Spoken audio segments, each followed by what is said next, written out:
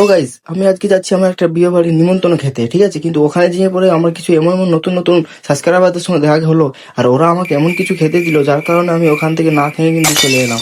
So guys, আমি তো বিয়ে বাড়িতে যাচ্ছি, তোমরা কিন্তু এটা বলো যে আমার এই টি শার্টটা আমাকে কেমন মানাচ্ছে।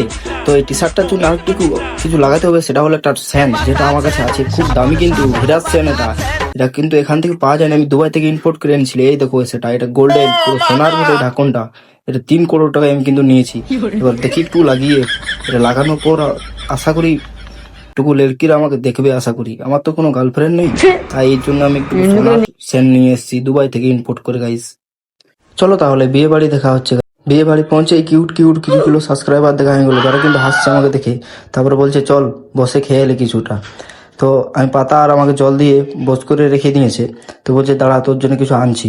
তো এই যে ডাল ভাত খেয়ে, কিন্তু আমি মনে মনে গাল দিচ্ছি যে আমাকে ডাল ভাত খাওয়াচ্ছে, আর মাংসটা কোথায় দিয়েছো তোমরা? হ্যাঁ, বলছে খাওয়াচ্ছি, আর এই যে আমার ডাল ভাত আর গাল দিতে দিতে আমি মাঠে চলে আসি, আর সে WWE দেখতে থাকি।